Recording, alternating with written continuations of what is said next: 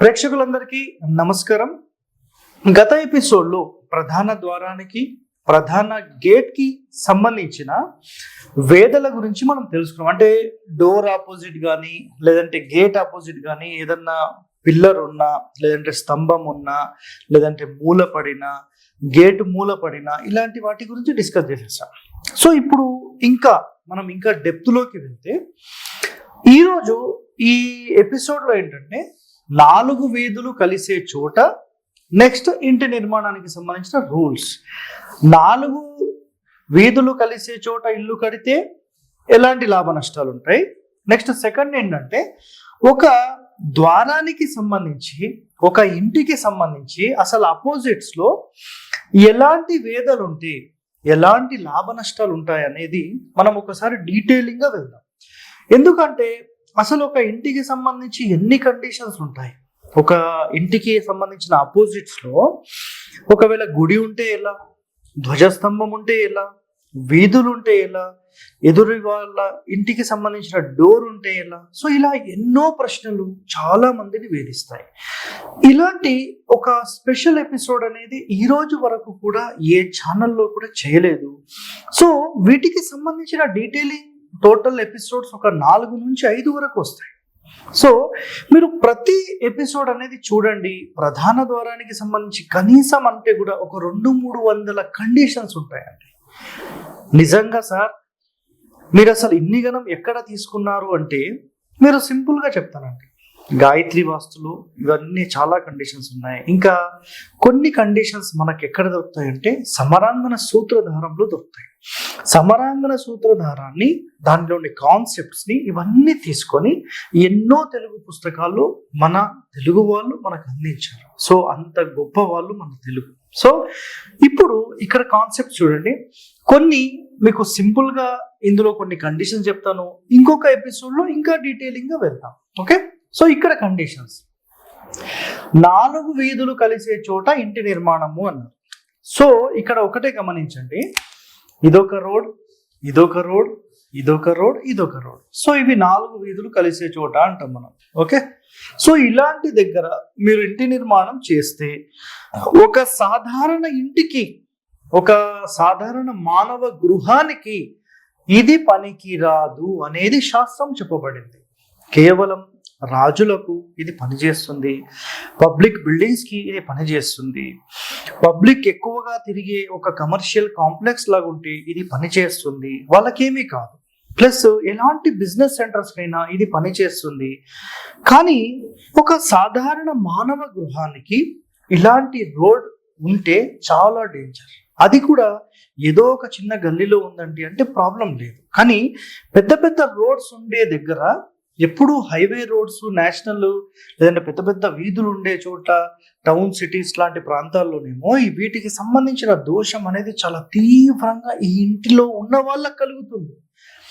Sir దీన్ని simple గా పరిష్కారం చెప్పండి. ఒకటి అంటే నేను ఇక్కడికి కట్ చేసి దీన్ని షాప్స్ చేసేసి ఇక్కడ నుంచి ఇల్లు కట్టుకుంటే సింపుల్ అయిపోయింది.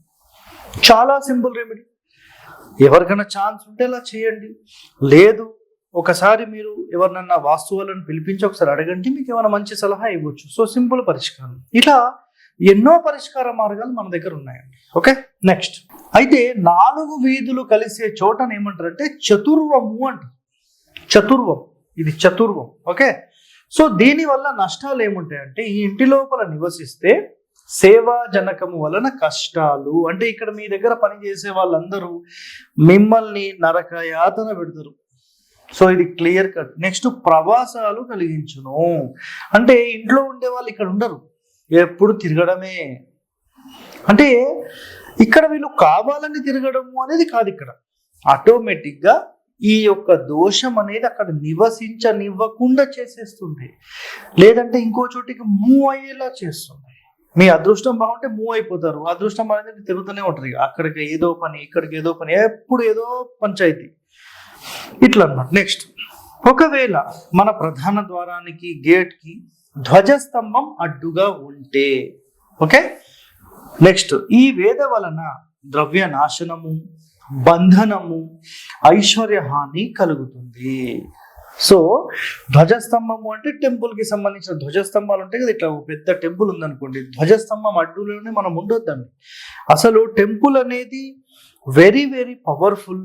అసలు ఎందుకు దేవాలయాలు అంత పవర్ఫుల్ అంటే పూర్తి ఆగమ శాస్త్రాలను ఆధారితం చేసుకుని స్థాపత్య వేదాన్ని మొత్తం దాని యొక్క ఇంప్లిమెంటేషన్ చాలా ప్రాపర్గా సెట్ చేస్తారండి. ఆగమ శాస్త్రాల టోటల్ అధ్యయనం చేసిన వాళ్ళు స్థాపత్య వేదంలోని రహస్యాలన్నీ తీసుకొని ఒక పదమండలి గణితం చేసి వాటిని అక్కడ సెట్ చేస్తారు కాబట్టి వెరీ వెరీ పవర్ఫుల్గా ఇది ఉంటుంది. సో ఇలాంటి ఒక పవర్ఫుల్ ఒక దేవాలయం అంటేనే ఒక పవిత్ర స్థలం. సో అలాంటి దగ్గర ఒక సంసారం చేస్తూ ఉండొద్దు అనేది ఇక్కడ కాన్సెప్ట్ అన్నమాట. ఎప్పుడు డిస్టర్బెన్సెస్ జరుగుతుంది కాబట్టి ఈ ధ్వజస్తంభం ఎదురుగా ఉంటే గనక మీకు స్త్రీలకు అరిష్టము, వ్యాధులను కలిగించును అని చెప్పారు. ఓకే, నెక్స్ట్ దేవాలయం ఉంటే వినాశనమే అని చెప్పేశారు. దేవాలయం ఉందనుకోండి ఇట్లా ఆపోజిట్ లో చాలా డేంజర్. సో సరే ఎట్లుండొచ్చు అంటే ఒకవేళ ఇక్కడ దేవాలయం ఉంది, ఈ ఫేసింగ్ ఉంది, ఎగ్జాంపుల్ ఏదో ఫేసింగ్, ఇక్కడ పక్క మీ ఇల్లు ఉంది, పర్వాలేదు అంటున్నా, ఇది కొంతవరకు బెనిఫిట్. కానీ మన డోర్ ఆపోజిట్ లోనే, మన ఇంటి ఆపోజిట్ లోనే టెంపుల్ ఉండదు. ఓకే, నెక్స్ట్ దీనికి సపరేట్ రోడ్ ఉంది సార్, మేము ఇట్లా వెనకాల ఈ టెంపుల్ కి వెనకాల ఇంకో రోడ్ ఉంది, దాని వెనకాల ఉండొచ్చా అంటే ఇది సెకండ్ ఆప్షన్.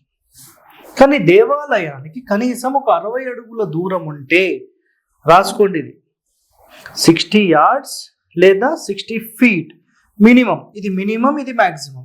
ఇది ఉంటే ఇంకా టాప్, ఇది పర్వాలేదు అంటున్నాను. 60 feet లేదా 60 yards అంటే 180 అడుగుల దాకా వచ్చేస్తుంది. ఓకే, సో ఇది మినిమం, పర్వాలేదు, మీకు కుదిరితే ఇది ట్రై చేయండి. సో ఇలా మనకి ఎన్నో కండిషన్స్ అనేవి ఇందులో చెప్పబడి ఉన్నాయి. నెక్స్ట్ మనకు శాస్త్రాల్లో ఇంకొక పాయింట్ ఏం చెప్పారంటే బ్రాహ్మణ గృహం ఆపోజిట్ లో ఉంటే, అంటే ఇది మన ఇల్లు, ఇది బ్రాహ్మణుల ఇల్లు, కులనాశనం జరుగుతుంది అని ఉంది. అసలు శాస్త్రాల్లో ఈ బ్రాహ్మణులకు సంబంధించి ఎందుకు కాన్సెప్ట్ వచ్చింది అంటే బ్రాహ్మణులు ఎంతో మందికి మేలు చేయడం కోసం వాళ్ళు ఎంతో మందికి సంబంధించిన మైనస్ పాయింట్లను కూడా స్వీకరిస్తారు. మైనస్ పాయింట్ అంటే ఇక్కడ ఏమిటో కాదండి, వాళ్ళ కర్మను స్వీకరిస్తారు. అంటే వాళ్ళు కూడా 10 మంది బాగుండాలని చాలా మంది దానాలు చేస్తుంటారు కదా, అలాంటి దానాలను వీళ్ళు స్వీకరించడం వలన వాళ్ళ యొక్క చెడు అనేది వీళ్ళు స్వీకరించి ఈ ఇంటి లోపల నివాసం ఉంటారు కాబట్టి ఇదే ఇంట్లో ఉండడం వల్ల ఈ ఇంటి యొక్క ఇంపాక్ట్ అనేది పడుతుంది. కాబట్టి బ్రాహ్మణ గృహాలకు ఉండొద్దు అని వాళ్ళు చెప్పడం జరిగింది. సో దీనిలోని అంతరార్థం ఇదండి. నెక్స్ట్ పాయింట్, బ్రాహ్మణ గృహం కూడా కొనొద్దు అని చెప్పి కొన్ని శాస్త్రాల్లో మనకు కనబడుతుంది, కానీ కండిషన్స్ అనేవి ఎవరూ చెప్పలేదు. నేను ఇందాక మీకు చెప్పిన కండిషన్ కనుక మీరు చూస్తే వాళ్ళు ఏదైతే ఆ స్వీకరించడం ఉంటుందో ఆ ఇంట్లో ఉంటున్నారు కాబట్టి అదంతా ఆ ఇంటికి వర్తిస్తుంది. కాబట్టి బ్రాహ్మణ గృహాలను కొనొద్దు అని చెప్పి మీరు నిజంగా నేనైతే చెప్తాను, వాళ్ళు మనకు మంచి చేయడం కోసమే చేస్తున్నారు, కానీ దానివల్ల ఎదుటి వాళ్ళకు ఇబ్బంది అవుతుంది అనేది ఇక్కడ కాన్సెప్ట్. కానీ మరి ఇలా అందరూ బ్రాహ్మణులే అంట కాదండి, అది రాంగ్. అది కేవలం ఎవరైతే పూజలు చేసి ఈ దానాలు స్వీకరిస్తారో ఇది వాళ్లకు మాత్రమే సంబంధం, ప్రతి బ్రాహ్మణులకు కాదు. కాన్సెప్ట్ అనేది మీరు తెలుసుకోకుండా ఇష్టం వచ్చినట్టు మాట్లాడకండి. బ్రాహ్మణులు నేను కించపరచను, వాళ్ళు ఎదుటి వ్యక్తి యొక్క కర్మను స్వీకరించి వాళ్ళు నష్టపోయి 10 మందికి మేలు చేస్తున్నారు, అదొకటి గుర్తుపెట్టుకోండి. నేనైతే బ్రాహ్మణుణ్ణి కాదండి, నేను వాళ్ళు మంచిగా చదివి వేదాలు చదివి 10 మందికి మంచి చేస్తారు కాబట్టి నేను వాళ్ళకి నమస్కరిస్తాను. ఓకే, సో ఇక్కడ కాన్సెప్ట్ నెక్స్ట్ చూడండి.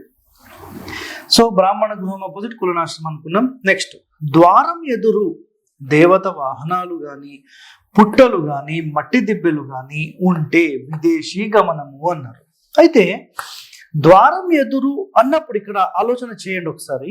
మన ప్రధాన ద్వారం అంటే జనరల్ గా చాలా మంది కాంపౌండ్స్ కట్టుకోకుండా ఉండేవారు, గతంలో ఉండేవారు. అయితే అలాంటి మెయిన్ డోర్ ఆపోజిట్స్ లో దేవత వాహనాలు అంటే దేవతల కన్నా వాహనాలు తిరుగుతారా అని డౌట్ రావచ్చు కదా. రథాలు ఉంటాయి కదండి, అలాంటి రథాలు కానీ లేదా పుట్టలు కానీ మట్టి దిబ్బెలు, పెద్ద పెద్ద మట్టి దిబ్బెలు ఉంటాయి కదా, మెయిన్ డోర్ ఆపోజిట్స్ లో కొంచెం దూరంలో ఉంటాయి. సో ఇలాంటివి ఉంటే ఆ ఇంట్లో వాళ్ళు పై అంచులో నుంచి వెళ్తారు అంటే ఆటోమేటిక్గా ఇక్కడ విదేశీ గమనము అని ఎక్స్ప్లెనేషన్ చేయడం జరిగింది. సో దీనికి సంబంధించిన సింపుల్ కండిషన్. నెక్స్ట్, సింహద్వారం ఎదురు వృక్షం ఉంటే అంటే డోర్ ఆపోజిట్ లో ఒక 10-15 ఫీట్ లోపల ఉంటే అది శిశువులకు హాని కలిగిస్తుంది అని శాస్త్రం చెప్పింది. సో వీళ్ళ యొక్క అబ్జర్వేషన్ అనేది ఎన్నో సంవత్సరాలు అబ్జర్వేషన్ చేసిన తర్వాత ఇవి రాసినవండి. ఏదో ఊరికే ఎవరికో పోయి అట్లా దెబ్బ తగిలిందంటే ఆ వృక్షం ఉండదు అట్లా కాదండి, వాళ్ళు పరిశోధన చేసే క్లారిటీ ఇచ్చారు. నెక్స్ట్, మెయిన్ డోర్ ఆపోజిట్ లో వృక్షపు నీడ, ధ్వజస్తంభము నీడ, గోపుర నీడ, ఆలయ నీడ, శిఖర ఛాయ పడితే దరిద్రము అని చెప్పారు. ఇంతకుముందు మీకు ఎక్స్ప్లెయిన్ చేశాను కదా, వృక్షము నీడ పడుతుంది అంటే ఆటోమేటిక్ ఏంటంటే మన ఇల్లు చీకట్లో కమ్మేస్తుంది అని. ధ్వజస్తంభం అంటే ఇందాకనే చెప్పేశాను ఇక్కడ. నెక్స్ట్, గోపుర నీడ అంటే ఆటోమేటిక్ మన ఇంటికి మొత్తం అడ్డొచ్చేస్తుంది కాబట్టి ఇక్కడ 60 ఫీట్ 60 యార్డ్స్ అని చెప్పడం జరిగింది. ఆలయం నీడ, ఆలయం నీడ అంటే అసలు మన ఆపోజిట్ లో టెంపుల్ ఉండొద్దు అని చెప్పేస్తాను. శిఖర ఛాయ, సో ఛాయ పడుతుంది అంటే మనం దగ్గర ఉంటున్నాం, సో దూరం ఉండండి అని చెప్తున్నాను. సో ఇవేనండి ఇక్కడ పరిష్కార మార్గాలు, చాలా సింపుల్ గా మీకు ఎక్స్ప్లెయిన్ చేశాను. ఇంకా ఈ ద్వారాలకు సంబంధించిన ఇంకా డీటెయిలింగ్ ఎక్స్ప్లెనేషన్ తరువాయి ఎపిసోడ్ లో తెలుసుకుందాం. ఓకే, అంతవరకు సెలవు, మరి ధన్యవాదాలు. షేర్ చేయండి, లైక్ చేయండి, సబ్స్క్రైబ్ చేయండి. మరిన్ని వీడియోల కోసం బెల్ సింబల్ పై క్లిక్ చేయండి.